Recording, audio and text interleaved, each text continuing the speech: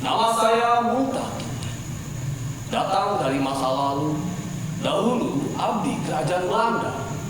Ditugaskan di Rangkas Bitung, ibu kota Lebak saat itu. Satu pengalaman yang penuh ujian.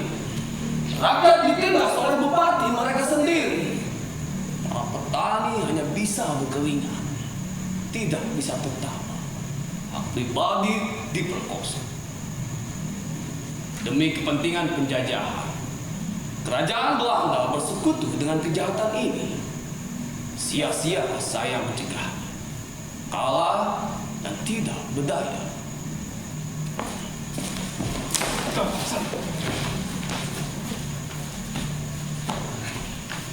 Ketika mereka bacok leherku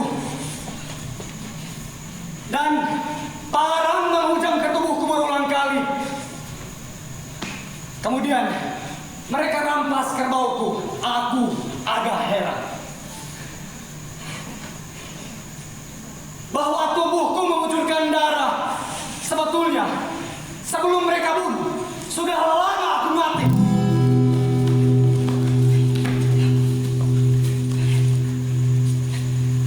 Hidup tanpa pilihan, menjadi rakyat sang adipati, adalah hidup tanpa kesadaran.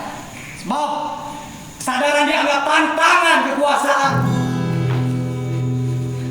Hidup tanpa daya, sebab daya ditindih ketakutan. Setiap hari seperti mati berulang kali. Setiap saat berharap menjadi semut agar bisa tidak kelihatan.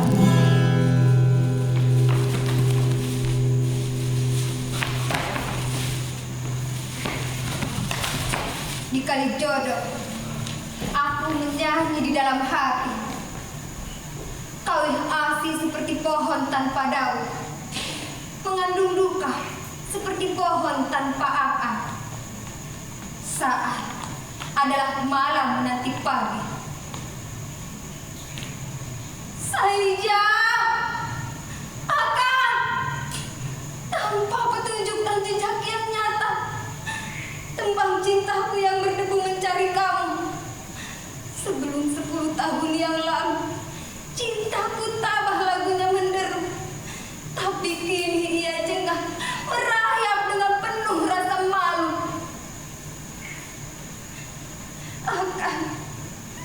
Aku telah berdosa. Tanpa daya aku nodai cinta. Tak lama setelah Akang berangkat ke Sumatera, aku gelisah dalam cari rindu asmara. Setiap kali menjelang masa datang bulan, wajahmu selalu membayang. Rasanya seperti menjadi gila.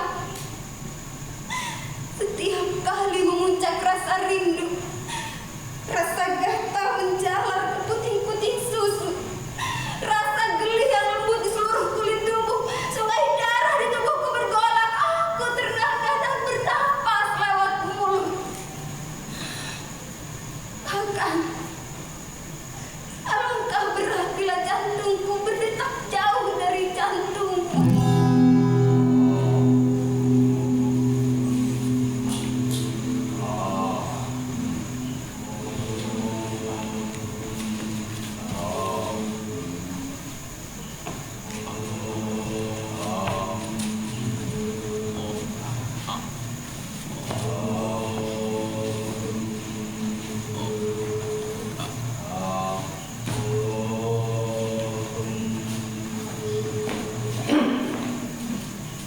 Saya telah menyaksikan bagaimana keadilan telah terkalahkan oleh para penguasa. Dengan gaya yang anggun dan sikap yang gagah, tanpa ada ungkapan kekejaman di wajah mereka. Dengan bahasa yang rapi, mereka keluarkan keputusan-keputusan yang tidak berpihak kepada rakyat. Dengan bahasa yang halus, mereka membagikan keuntungan yang mereka dapatkan dari rakyat yang kehilangan tanah dan ternaknya. Ya, semua itu dianggap sebagai suatu kewajaran. Dan bangsa kami di negeri Belanda pada hari Minggu berpakaian rapi, berdoa dengan tekun, sesudah itu bersantap bersama, menikmati gaya peradaban tinggi. bersama-sama keluarga. Menghindari perkataan kotor dan selalu berbicara dengan bahasa yang patuh. Sambil membanggakan keuntungan dari hasil tanam paksa di tanah penjajahan sebagai hasil yang efisien dari perdagangan kopi. Dengan perasaan yang mulia dan bangga, kami berbicara tentang suksesnya penaklukan dan penjajahan.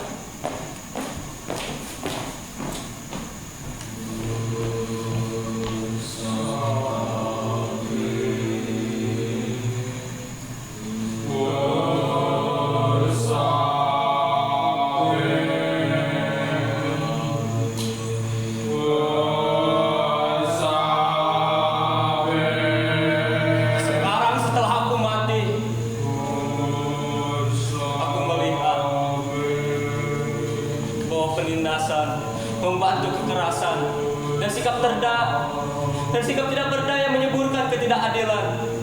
Aku sesali tatanan hidup yang mengurung rakyat sehingga tak berdaya.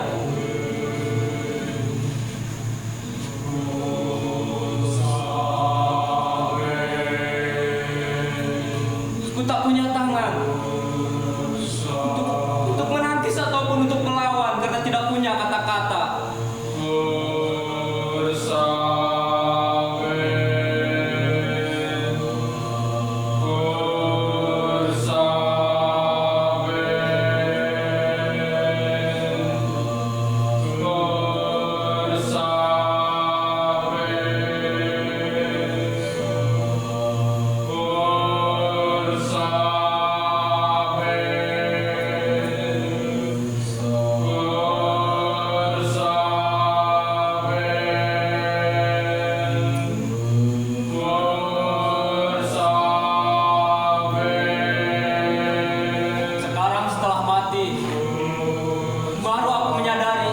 Kesaksian.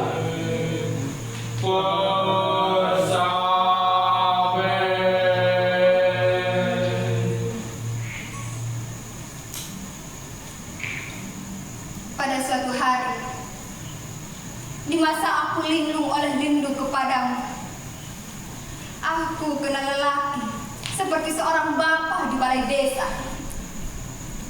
Ia adalah mandor proyek jalan raya.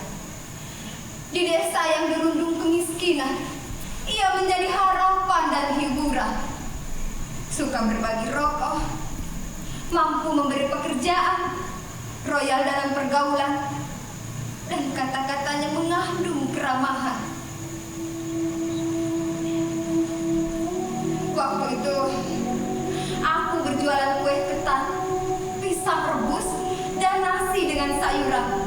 Ia selalu memborong sisa daganganku kepada buruhnya dibagi-bagikan. Aku terpesona oleh kemampuan uangnya dan sikapnya yang seperti bapak. Kepadaku, ia selalu berkata, "Jangan ragu menyusul akang ke Sumatera." Dan bila di balik rumpun pisang, ia memeluk pundakku. Tangannya terasa hangat dan nikmat, membuat hidupku menjadi sentosa. Lalu datang surat akang dari Manggala. Akang bilang mau membuka ladang di Karta. Aku kembali linglung dan gila. Dada menjadi tumpuh, rindu menjadi parah. Kepada Pak Mandor, aku bercerita semuanya.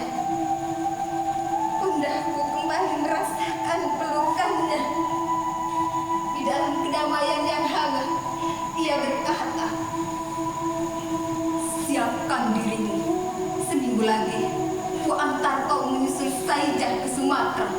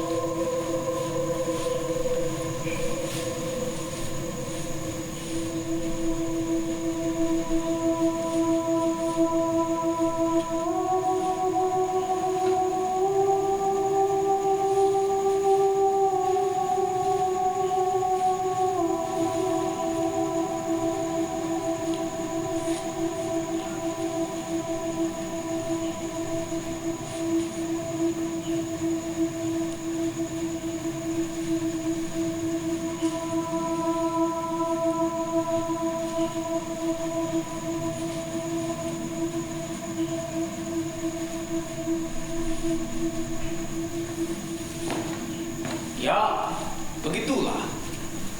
Kami selalu mencuci tangan sebelum makan. Dan kami meletakkan semen di pangkuan kami. Dengan kemuliaan yang sama pula, ketika kami memerintahkan para Mosose untuk membantai orang-orang Maluku dan orang-orang Java yang mencoba mempertahankan kedaulatan mereka.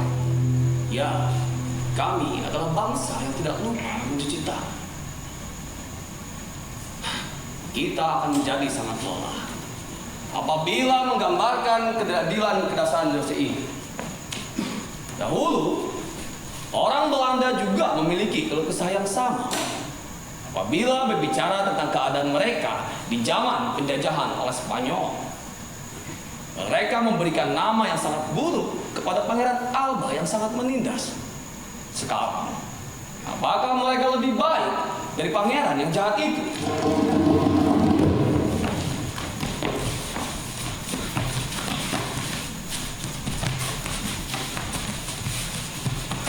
Ya Allah, seumur hidup belum pernah keluar desa. Kini gerbang kurungan tiba-tiba terbuka. Klausa dunia menjadi goda yang pesona.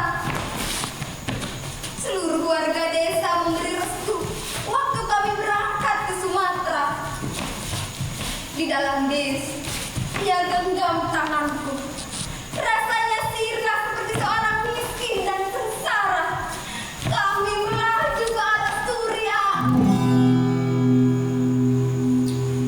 Apa tahuku tentang jalan ke Sumatera? Tapi aku ada pandu, ada bapak. Ia mengajakku menginap di Karawaci.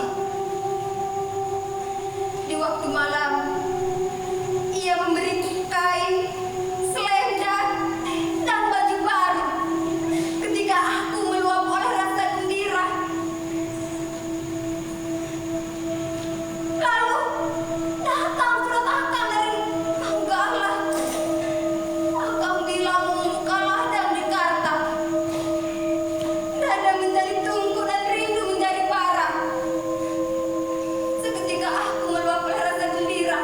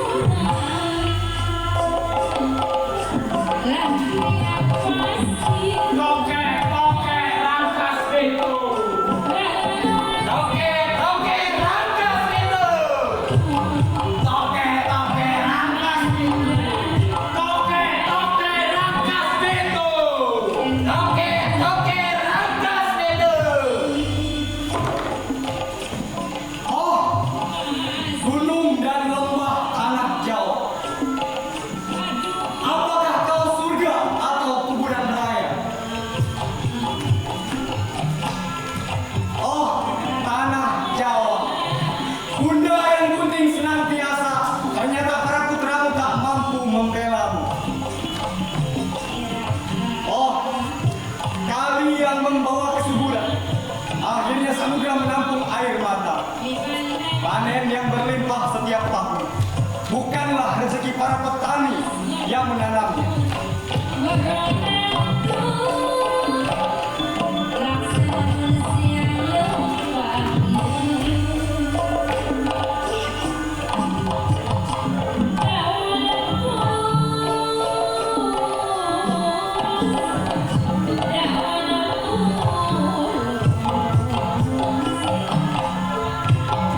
La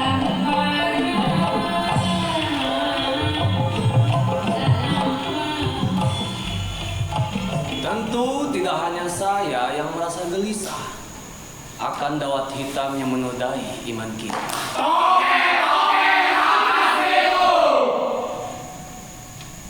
Pikiran kita yang lurus akan bercela karena tidak pernah bisa seimbang dalam menuntaskan keadilan. Sementara waktu terus berjalan dan terus memperlihatkan keluasan keadaannya, kita tidak bisa seimbang dalam menciptakan keluasan ruang di dalam pemikiran kita. Memang kita telah bisa berpikir lebih canggih dan kompleks, tetapi belum bisa berpikir lebih bebas tanpa sekat-sekat. Dibandingkan dengan keluasan keadaannya, bagaimana keadilan bisa ditangani dengan pikiran yang tersekat-sekat?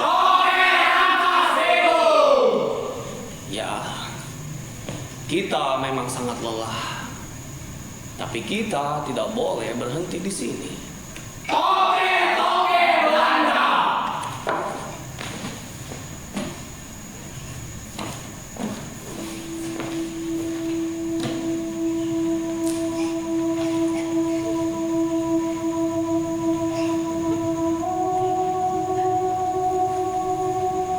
Malam itu, sambil terlentang dengan lunglai dan mendengarnya mendengkur di sampingku,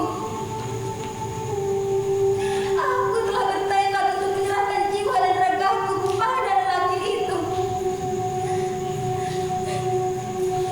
Aku pikir aku akan menjadi istrinya. Ternyata ia hanya ingin menjadi tuan dan menikmatiku selama 1 bulan. Tetapi aku ikhlas mengabdi tanpa melawan.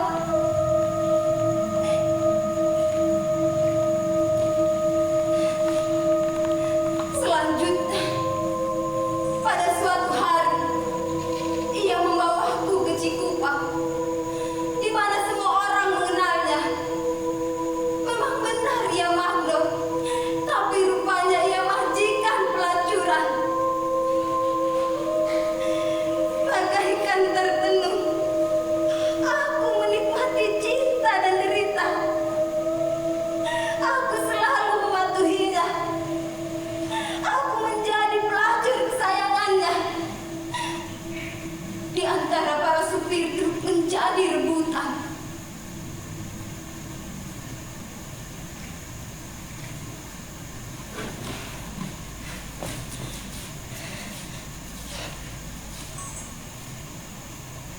Kekuasaan adalah candi, dan mendekati penguasa adalah jalan menuju puncak.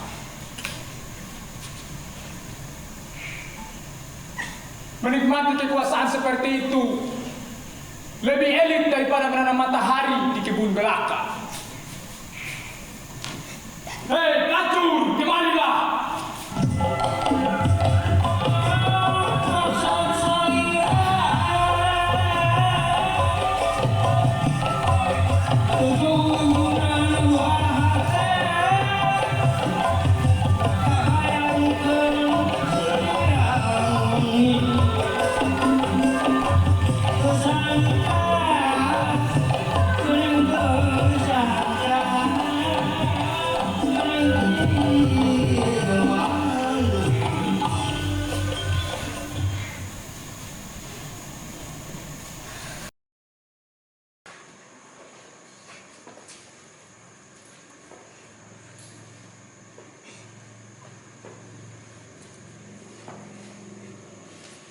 Kekuasaan seperti air di bak mandi.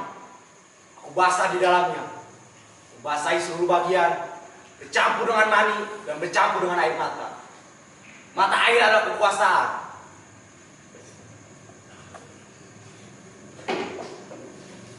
Kemarilah pelacur.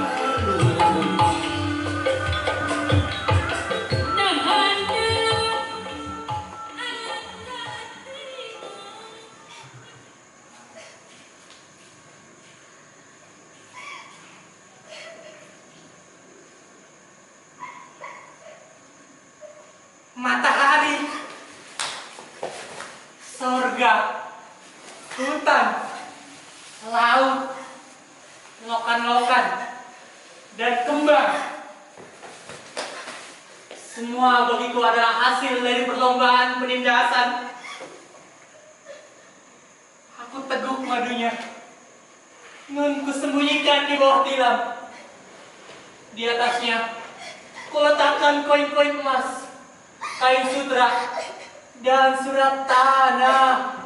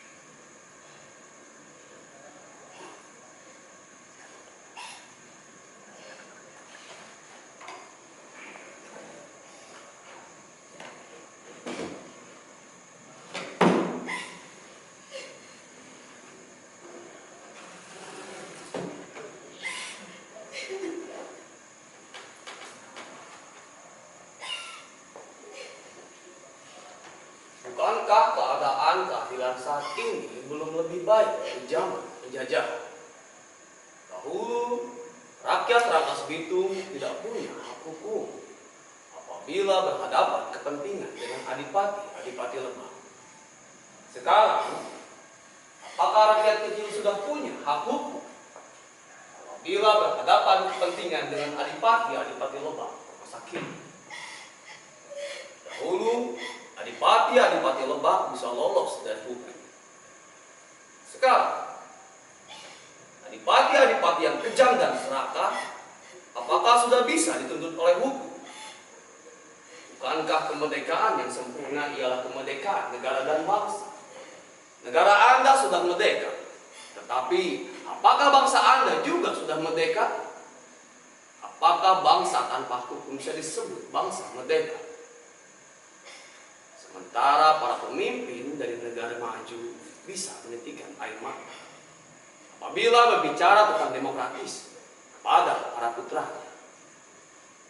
Sementara di kolam renang dengan penuh kewajaran mereka mengangkat telepon sambil memberikan dukungan kepada tirai dari negara lain supaya mereka mendapatkan keuntungan material bagi bangsa mereka sendiri.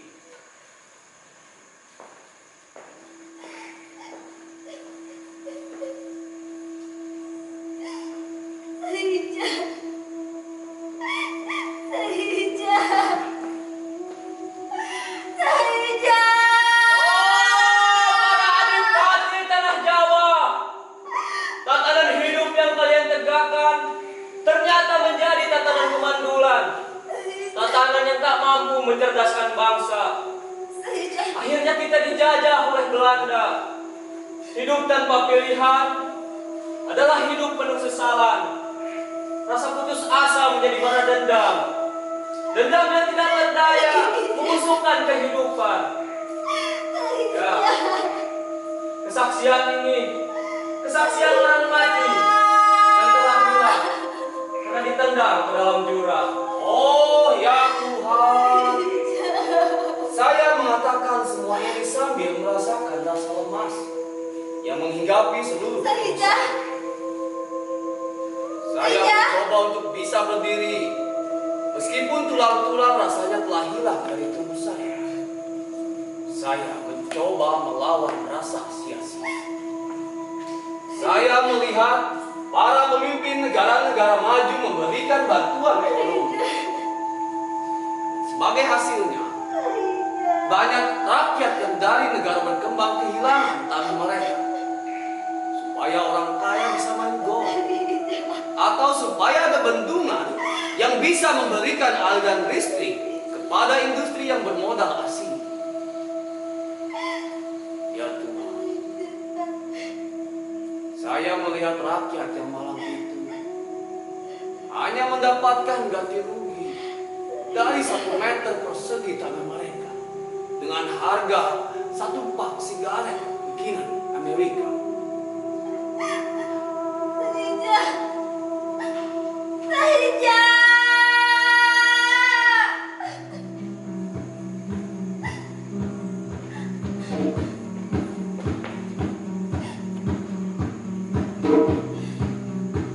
Aku mencari dagangan yang menguntungkan. Diedarkan di Karawaci, Cimone, Cikupah, dan Belaraja. Di Cilegon aku diantri. Di Karawaci sampai ke Merak. Di sepanjang jalan porak-poranda muncullah gadis-gadis remaja menjadi warung pelacuran. Bagaikan barang rongsokan, nilaiku merosot. Aku menjadi pelacur ketengan, membara Kalideres, Muara Angke, Tanah Abang Bongkaran, dan Jati Petampuran.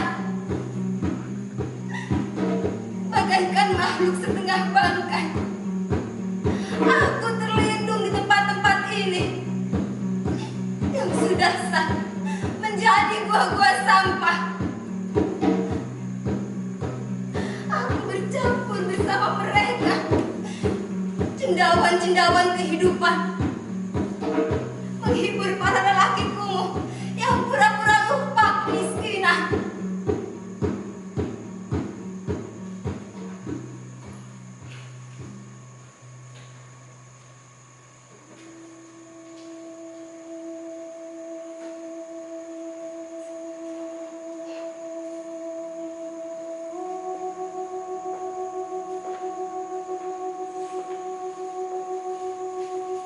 Barangkali kehadiran saya sekarang mulai tidak mengenakan suasana.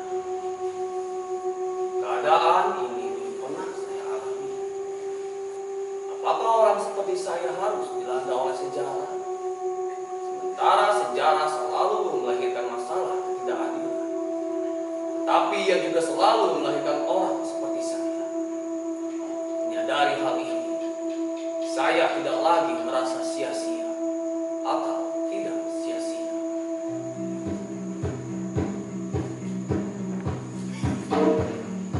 Segala ingatanku kepadamu akan aku benamkan ke dalam batin kebal rasa. Rasa malu kepadamu.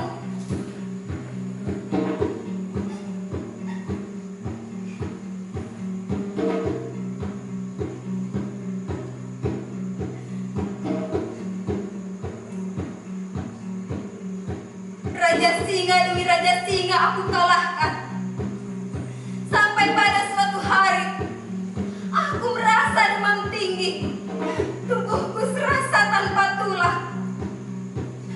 Saat itu aku dirundung sakit tak tersembuhkan. Sakit kepala sering datang tiba-tiba. Rasa lemas, kanker rahim, dan berulang kali keputihan.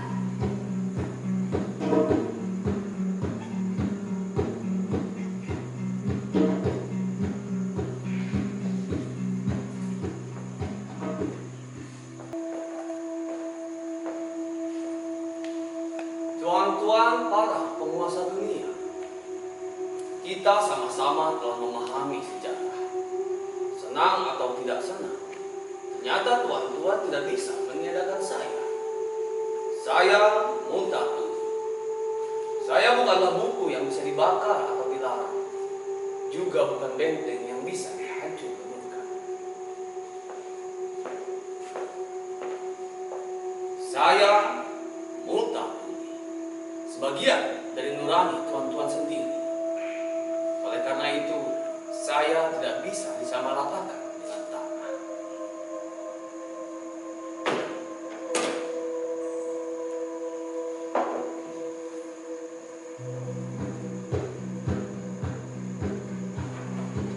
Akhirnya, aku tersingkir ke Kalijodo. Tanpa rumah, tanpa kesehatan, tanpa perlindungan.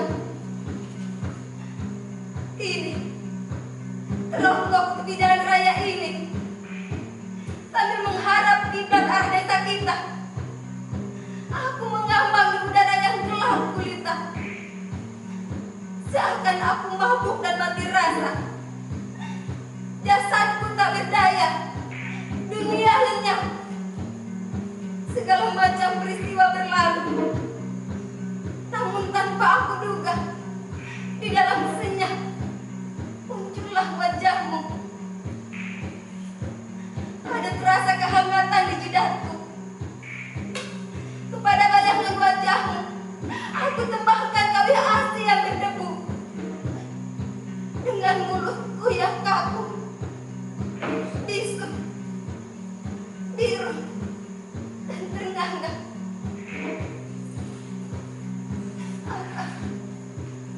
Kamu seperti dewa, sangat jauh dan mulia. Maafkan aku yang sudah berdosa. Tembakku ini akan ingin berdayung di puncak bambu. Sia-sia ia disambar truk gandeng yang lewat menderu. Bila tembakku ini selesai, akan aku mati.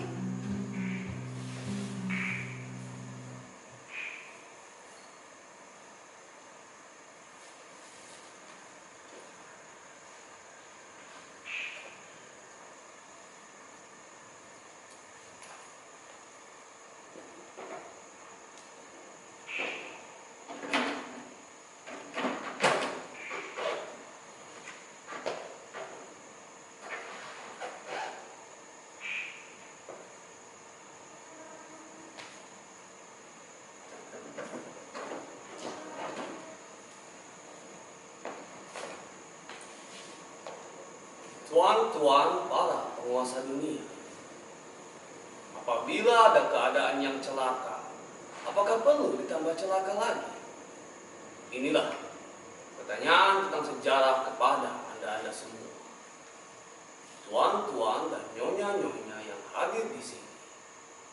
Setelah memahami sejarah, saya tidak lagi merasa sepi, karena tidak relevan bagi saya untuk merasa sia-sia atau tidak sia-sia. Karena sejatinya tugas saya ialah hadir dan mengalir.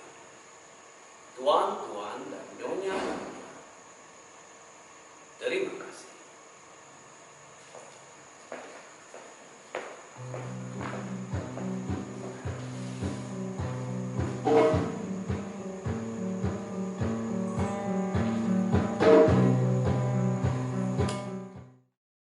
Oke, selamat malam untuk semuanya. Kembali lagi di acara Festival Multa Tuli tahun 2021. Oke, tadi kita sudah menyaksikan sebuah pertunjukan teater dari Teater Gates dengan judul garapannya syair apa Pak? Syair yang terdampar. Syair yang terdampar di Rangkas Bitung. Oke, sebelum kita lanjutkan ya, kita perkenalkan dulu di balik sebuah pertunjukan yang keren tadi. Ada siapa saja? Silakan untuk memperkenalkan diri. Mulai dari sini dengan Pak siapa? Ya, terima kasih. Saya Rusdi Rustandi. Saya terlibat di sini sebagai asisten dari sutradara. Selanjutnya, Ya. Saya Desi Aryadi, director, Rudi asisten, Barakap Art, direktor. Rangkap Art. Dan ini Saya Aden, berperan sebagai salah satu pemain, memainkan peran Multa Tuli atau Mangsa Pelan. Nama saya Tisawati. Saya berperan sebagai Adinda. Oke, tadi ya keren banget aktornya, aktrisnya sebagai memerankan sebagai Adinda. Wah, pokoknya keren ya. Untuk Bang Dese ya, saya panggilnya siap. boleh Bang Dese ya. Ya boleh. Sejarah Theater Gates itu awalnya sampai terbentuk Theater Gates itu seperti apa? Dari Perjalanannya. itu dari kutukan. Kutukan. Kutukan orang-orang yang berproses Ya. yang tidak pernah menemukan titik hasil.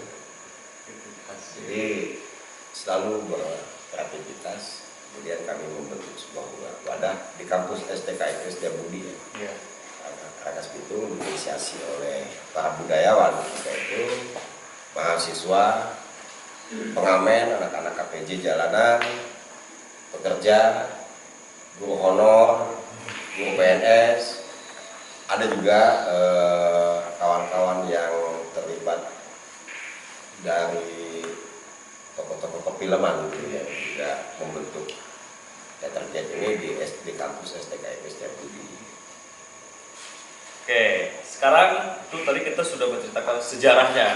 Nah, untuk proses kreatifnya untuk menciptakan sebuah pertunjukan yang tadi butuh berapa lama itu, Pak? Sebetulnya kalau proses kreatif yang tadi, Iya. kami tidak membutuhkan waktu yang begitu lama, karena ini hanya dramatisasi puisi, dramatisasi puisi. Kemudian kawan-kawan juga sengaja yang terlibat di sini kawan-kawan yang sudah beberapa kali melakukan pementasan, jadi pengalamannya sudah mumpuni lah. Gitu. Jadi kurang lebih 1 bulan ya. Itu juga 1 bulan kita seminggu 2 kali, seminggu 3 kali, tidak intens ya tiap hari. Gitu ya kan, kasihan juga. Saya juga teman-teman ada yang bekerja, ada juga guru honor di sini kan, kasihan. Betul ini. Dengan waktu yang sangat singkat tapi menghasilkan karya yang lebih keren ya. Ini untuk harapan kedepannya untuk Festival Mutatuli, harapan dari Theater Gates sendiri seperti apa untuk kedepannya? Harapan saya kalau untuk Festival Mutatuli dari Theater Gates sendiri, sebetulnya kami kawan-kawan pegiat budayaan, seni tradisi, teater, tari dan lain-lain. Teater Festival Mutatuli itu menjadi ajang internasional, berupaya bagaimana ruhnya dari teks Mutatuli itu dibangun seperti yang dikatakan dalam novel Mutatuli. Saya ingin dibaca. Jadi ketika Festival Mutatuli itu dilakukan, jadi akan kami rubah begini teksnya. Kami akan dilihat oleh negarawan oleh seluruh penjuru dunia, baik pementasan teaternya, tarinya, seni rupanya. Jadi tidak hanya menjadi konsumsi masyarakat Lebak, Banten, Indonesia. Bahkan mimpi kami Festival Mutatuli ini menjadi ajang silaturahmi, membaca teks bersama tentang peristiwa-peristiwa Mutatuli untuk membangun sebuah imajinasinya hingga ke tingkat nasional, internasional. Ya. Tapi tahun dulu juga kita pernah melibatkan waktu tahun 2019 ya. Itu ada dari Malaysia, Surabaya, Jogja, Pekanbaru dan lain-lain untuk festival teaternya sendiri. Itu ya harapan, semoga harapan-harapan yang sudah disampaikan tadi bisa terrealisasikan ya. Oke, terima kasih atas waktunya untuk Theater Gates, Bang Desi dan teman-teman yang lain. Semua kita dalam keadaan sehat selalu. Salam sehat, selamat malam, dan sampai jumpa lagi. Terima kasih. Cut.